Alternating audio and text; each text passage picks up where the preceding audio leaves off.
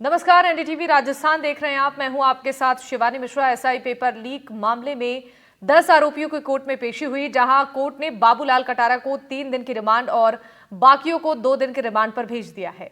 Court में पूछताछ के लिए आरोपियों की रिमांड मांगी गई थी, जिसे कोर्ट ने मान लिया है। बता दें कि रामूराम रायका और उसके बेटे और बेटी दोनों इस मामले में पुलिस की गिरफ्त में है। तो बाकी आरोपियों को 2 दिन के रिमांड पर लिया गया है। रामूराम रायका के साथ रामूराम रायका के बेटे और बेटी भी रिमांड पर हैं।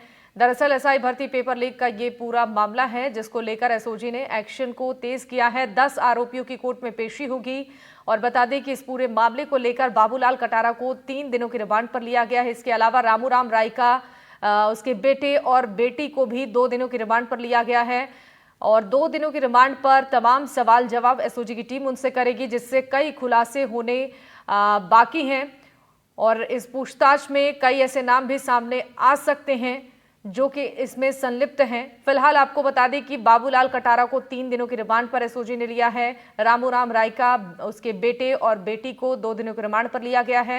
इस पूरे मामले को लेकर एसओजी की तरफ से एक्शन को तेज करते हुए तमाम सवाल जवाब कल किए गए बाबूलाल कटारा से, रामूराम रायका से और रामूराम रायका के बेटे और बेटी से भी कई सवाल एसओजी की टीम ने पूछे। फिलहाल अभी कोई आधिकारिक जानकारी निकलकर सामने नहीं आई है कि पूछताछ में क्या कोई और भी नाम सामने आए हैं, जिसको लेकर इंतजार है कि अब 3 दिनों के रिमांड के बाद जब एसओजी की टीम इनसे तमाम सवाल जवाब करेगी तो और भी खुलासे हो सकते हैं। इस खबर पर ज्यादा जानकारी देंगे हमारे सहयोगी सोमू आनंद हमारे साथ जुड़ रहे हैं। सोमू, देखिए, जो कल पूछताछ हुई रामूराम रायका से, रामूराम रायका के बेटे और बेटी, साथ ही बाबूलाल कटारा से, फिलहाल अब तक कोई जानकारी तो निकलकर सामने नहीं आई है, लेकिन जो रिमांड एसओजी की टीम को अभी मिली है, उस रिमांड के दौरान अगर पूछताछ होती है तो क्या कोई और भी चौंकाने वाले खुलासे हो सकते हैं पूरे मामले में? बिल्कुल, देखिए एसओजी ने जब रिमांड मांगी तो तर्क यही था, क्योंकि आज कोर्ट में इसको लेकर के लंबी बहस हुई और जो बचाव पक्ष की तरफ से वकील थे, अलग अलग जो आरोपी हैं उनके वकील थे, उन्होंने ये कहा कि आखिर एसओजी अब और दिनों की रिमांड क्यों मांगना चाहती, क्योंकि जो 7 आरोपी हैं उनको काफी पहले गिरफ्तार किया गया था और खासतौर पर जो उनकी 10 दिनों की रिमांड हो गई है। तो इसलिए बार बार जो बचाव पक्ष है उनके वकीलों की तरफ से, उन आरोपियों के वकीलों की तरफ से यह पूछा जा रहा था कि आखिर ऐसी क्या स्थिति है कि इन लोगों से क्या पूछताछ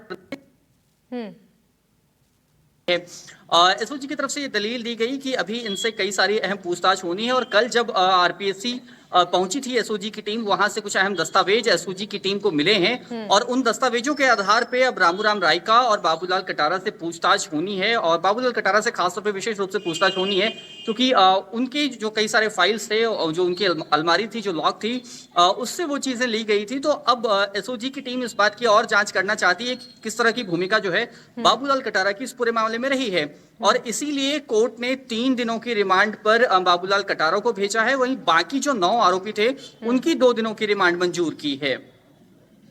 बिल्कुल। तो देखिए सोमू, जिस तरीके से अभी पूछताछ इस पूरे मामले में चल रहा है, एसओजी ने अब एक्शन को तेज कर दिया है। तमाम ऐसे नाम सामने आते जा रहे हैं। कुल मिलाकर अब तक की जो पूछताछ और अब तक के जो एक्शन एसओजी की टीम ने लिए हैं, इससे अब आगे क्या कुछ निकलकर सामने आ सकता है इस पूरे मामले में? बिल्कुल, देखिए, कई अहम खुलासे भी हो सकते हैं, कई और लोगों का नाम भी इस लिस्ट में जुड़ सकता है, क्योंकि लगातार गिरफ्तारियां हो रही हैं। और जैसा कि एसओजी के सोर्सेज हमें बता रहे हैं कि अक्टूबर में जबकि जो ट्रेनिंग समाप्त होनी, 2021 जो परीक्षा हुई थी, उसमें जो चयनित अभ्यर्थी हैं उनकी, उससे पहले कुछ और गिरफ्तारियां हो सकती हैं। और इस बीच में जब पूछताछ हुई है तो कई सारी जानकारियां जो है एसओजी के हाथ में लगी है, और उन जानकारियों के आधार पे एसओजी का अनुसंधान भी आगे चल रहा है। और उसमें कुछ लोग जैसे जिनके संलिप्त होने की भूमिका जो है सामने आई है, और उनकी गिरफ्तारी भी इस मामले में हो सकती है। ठीक है सोमू, बहुत बहुत शुक्रिया तमाम जानकारियों के लिए।